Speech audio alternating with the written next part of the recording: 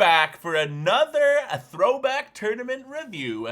This time we're coming in hot with the $1,050 Super Tuesday with 100,890 bucks for first. If you guys didn't check out the last series we did like this, we did the $215 warm-up double vision, I think it was. Yeah. So yeah, if you want to check that out before you delve into this with us, be sure to do that. But thank you guys for coming in and hanging out with me on this first video. This is going to be part 1. We are going to be getting into the action in just a second here. But yeah, I just want to say, let's go, I guess. Yeah, let's do some winning.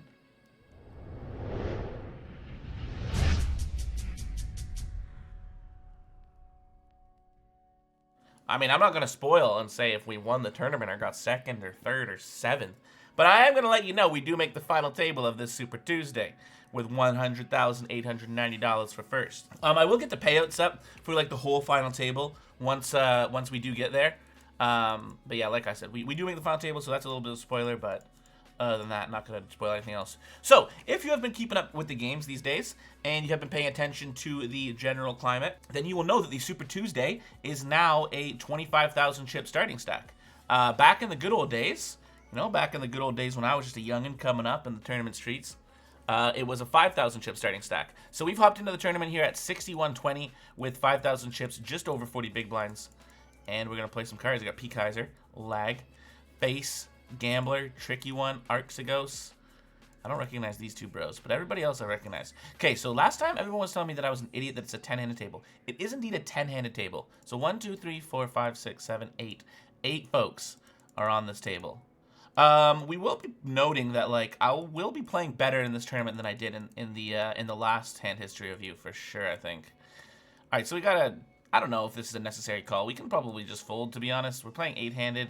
UTG mins, and we have 30 big blinds effective. I think it's just a fold. But yeah, we're going to lose the pot there. Oh!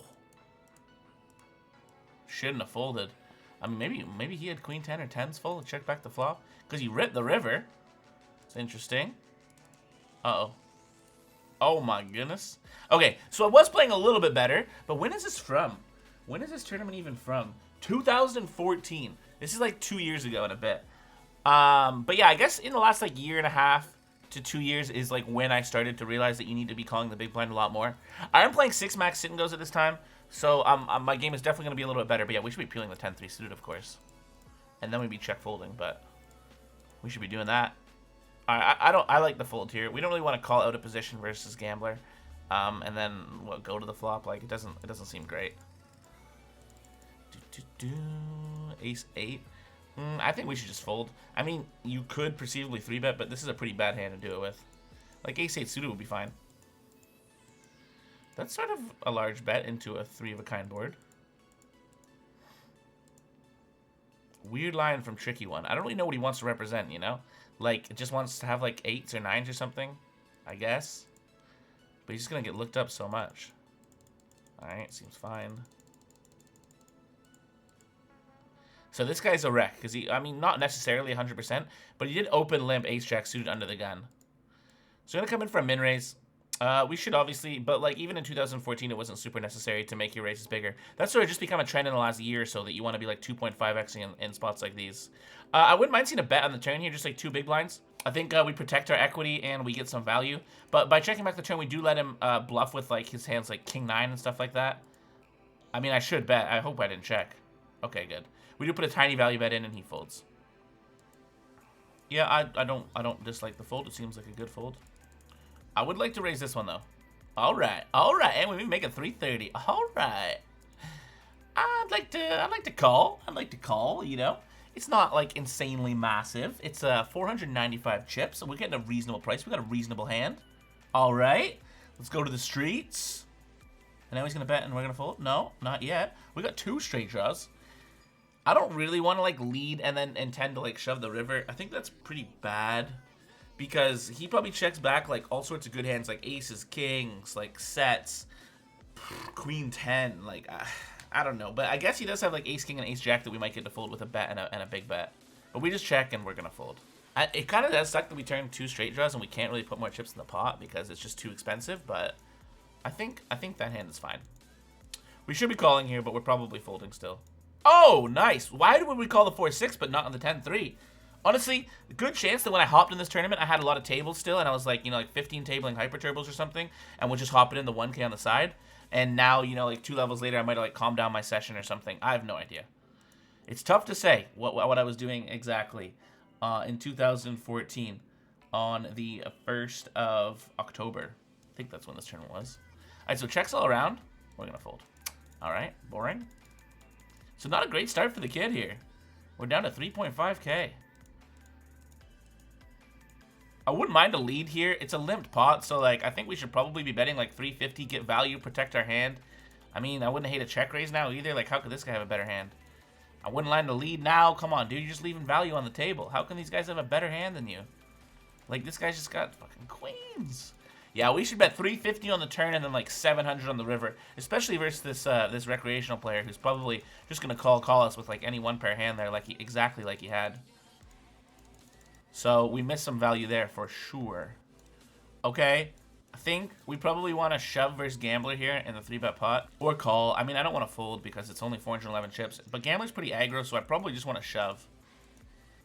Yeah, he had King Jack. I guess he's not 3-bet calling that for 30 big blinds, right? He's going to be folding it. And this guy had ace-8. He got that, and I'm pretty sure that guy's a reg.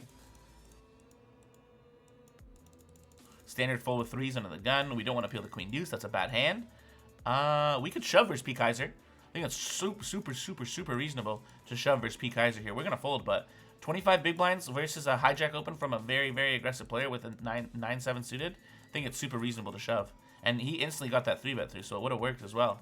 We might have ran into Arxigos, but it would have worked on Buddy. Raise? Nah, we got 18.5 big blinds. Just fold. Never mind, Parker. You're all right. You're all right. Oh, we moved. We're up here now. Another fold. Donka Bomber is a reg.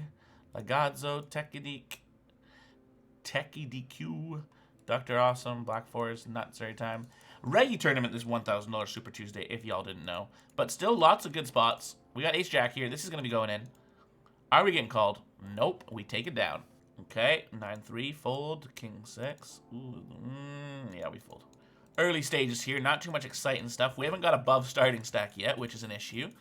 We are 41 hands in, and we have not found above starting stack. Okay. 10-9. We should shove here. We got 15 big blinds. Okay. Oh.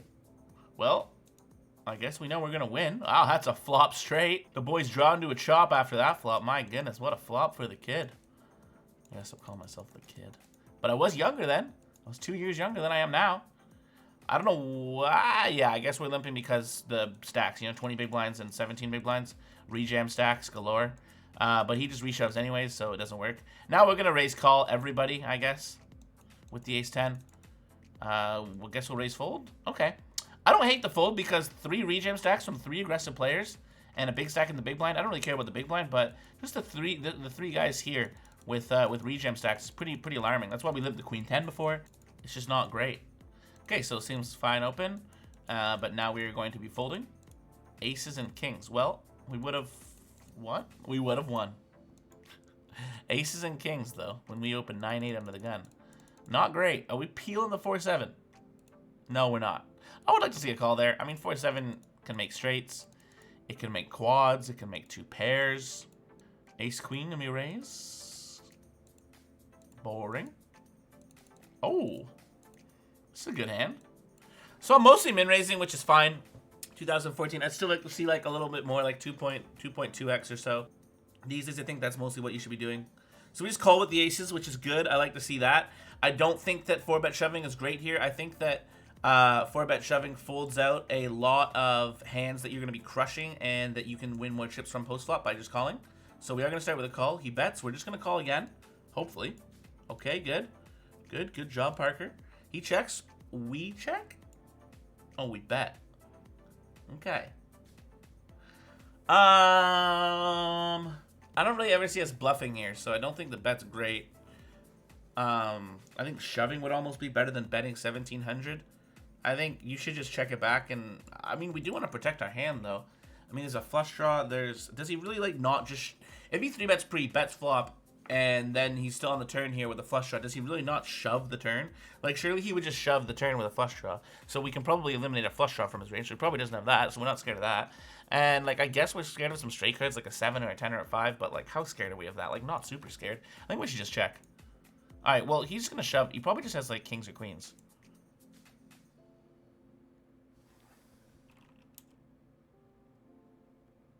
What? Guys, this is 2 years ago. This is over 2 years ago. This is 2 years and 3 months ago. I don't remember. I remember 2 monumental hands from this tournament, and they're going to be fucking awesome, and we're going to spend a lot of time on them, and we're going to have some absolute giggles watching those hands. But I don't fucking remember aces versus king 8. This guy 3-bet me with king 8? What are you doing, bro? I love our bet. What a bet. Fucking 2014 Parker, you're amazing, dude. What?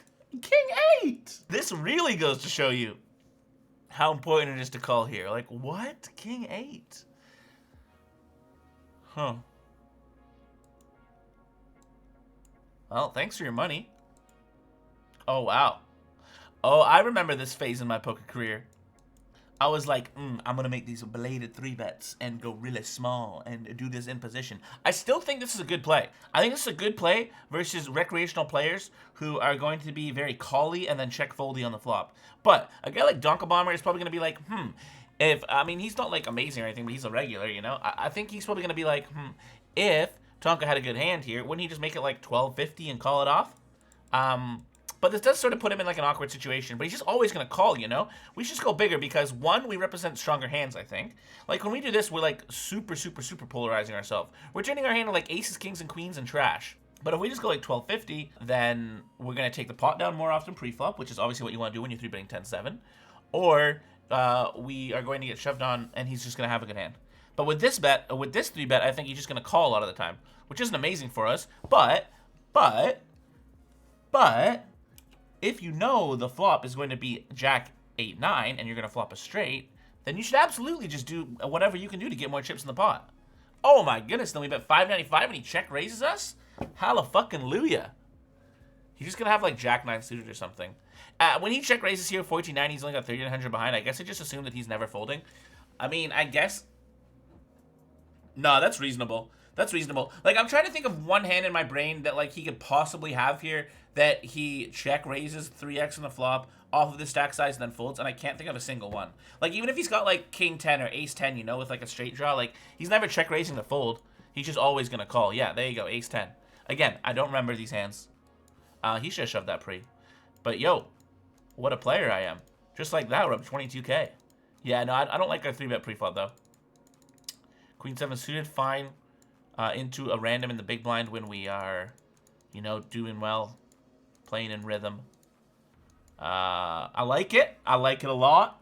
I like it a lot. I mean, I like it kinda. I would have liked it more if the turn was like a 6.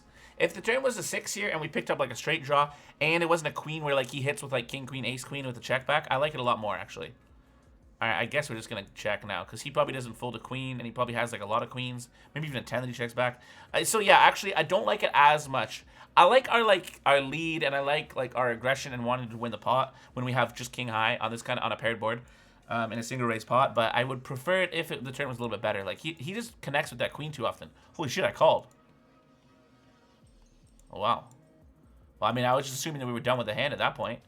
I guess we just put him on, like, ace-jack, and then, like, we were like, well, I guess she's got ace-jack, this one hand that we beat. Like, exclusively ace-jack, or, like, ace-9. Because ace-king probably just checks back, right? I mean, maybe he bluffs ace-king on the end as well. Because we don't really rep anything, but, like, maybe he's trying to get us to fold exactly an 8, like 9-8 or jack-8. No, this is an awful call. That's a bad call, dude. What are you doing? I got too excited. So we're ISOing this guy. We should just shove, though. I don't know why we're making a 1200 here. Nutsary time only has 23 big blinds. It's totally reasonable to get it all in. Totally reasonable to get it all in versus both of them for that many chips. And, like, what am I doing with this fucking 2x 3-bet? Like, what if Nutsary time goes all in now? I'm just folding 7s, I guess. That doesn't seem very good. Oh, and we're a loser. But that's okay. We still got 16K.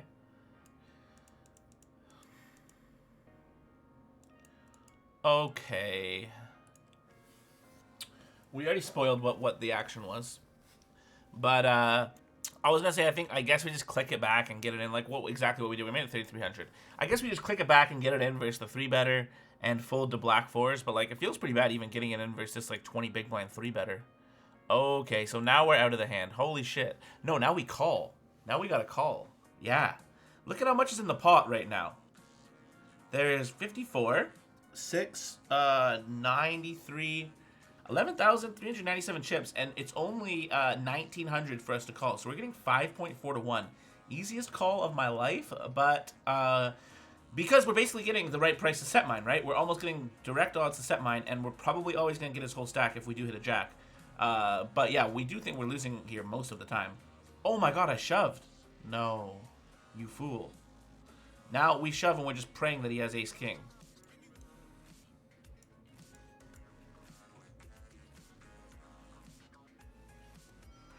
Okay. Okay. I don't know why I shoved, though. That seems so nutted. Maybe I had a read on black 4s. Or maybe I just sucked. It feels an awful lot like he has queens plus ace-king. And versus a range like queens plus ace-king, jacks doesn't do very well. So if you're playing against a whole range and not a specific hand, like if I'm assuming that he has queens, kings, and aces there, and ace-king, and I have 2 jacks, I'm not winning, you know? So it doesn't seem great to get it in. But it worked out this time, so that's good. I'd like to call, but I guess I'm going to fold. Because I don't think I was peeling like hands like that insanely wide at the time yet. Alright. Standard open. We've been moved. We should raise. We do raise. We raise again. We get it through. Blinds are up to 200, 400. We're going to fold this one. Do we 3-bet? No, surely not. Surely not. I mean, maybe. I think this is actually an okay spot to 3-bet. Our hand is really bad for it, but our opponent is insanely aggressive, and I know he opens a really wide range of hands. And when we 3-bet with Gapman in the big blind here, we look super nutted, so I don't hate the spot. He calls. We should bet like 3K. Seems good. And we get it through. Okay. I like our sizing pre-flop as well, a little over 3x. Wouldn't even hate going bigger, honestly, like 3K here. But even today, I'd probably go like 26, 2,700 here. I think in general, I need to increase my sizing a little bit more. You know, you watch like high stakes cash strikes play in these deep stack tournaments, like when they're like 50 plus big blinds deep, they just go like 3.5 to 4x here.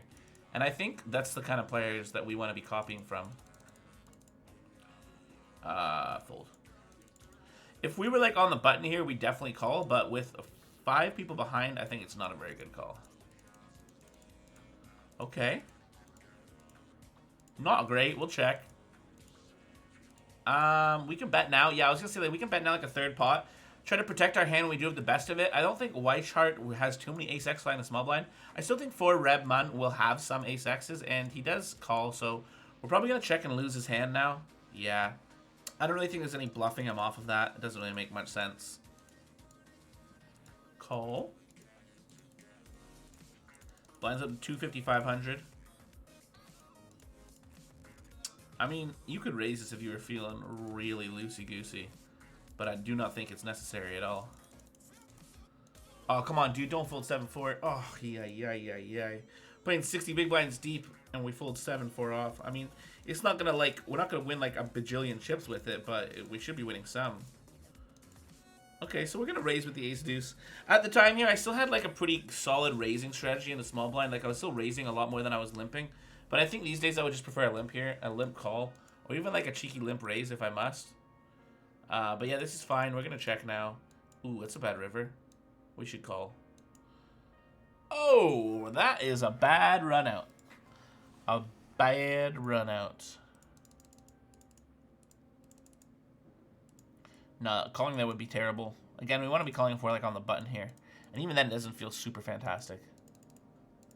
Okay. Alright, surely we're not folding 9-7 offsuit, right? Oh, you've done it. Congratulations. We should lead here. We don't need to lead big, but like 1,200, 1,300, we want to protect our hand. We've had the best hand with the 7 most of the time, so we definitely need to protect it. And we get there on the river with 2 pairs, so we're going to bet, and he's going to call. Okay. Probably has like ace-9 or like 8s or 6s. What? Like, my reads of 2014 poker are just terrible. Like I had king fucking 8. This guy calls me with king 6 high? Oops, that's not what we wanted. King 6 high? Bro. King 6 high, bad hand. King 6 high, very bad hand. Okay, so ace 7 here. Okay, we should fold. It's not a terrible spot. We do have the ace blocker, and by making it this big of a size, we do mostly. I mean, better than Phil can still flat though. That's a problem when we're this deep stacked, you know. He can still flat. Although, but we did make it quite big, so most of the time we should be taking it down pre-flop here if we're going to, or better than Phil calls. But that's really bad for us. We have ace 7 offsuit out of position, so that's why we don't want to do that. But yeah. That's going to be us for the first video, guys. We're going to end on that cold 4-bet that got through with the ace 7 offsuit. Not the best of hand selection there for the cold 4-bet, but we do look very strong, and we do have an ace blocker. I was looking at myself over here instead of looking at y'all. Thank you guys for checking out the first video. This is part 1 of probably 5 or 6 parts. The next video, part 2, is going to be coming at you on Saturday. If you guys enjoyed the video, I urge you to subscribe to the channel or check out the past throwback review while you guys are waiting for part 2 of this one. If you guys enjoyed it in the hands, if you fucking thought it was as funny as I did some of my all-ins, like that King 8, like I don't know what the fuck that guy was doing, or like the jacks, like I don't know why I went all in, like I think I should just call. But yeah, if you guys found any of that shit as funny as me, let me know in the comments below, and be sure to like the video. Thank you guys for checking out the video, and I will see you guys on Saturday for the next round. It's sellout time, boys. Check it out.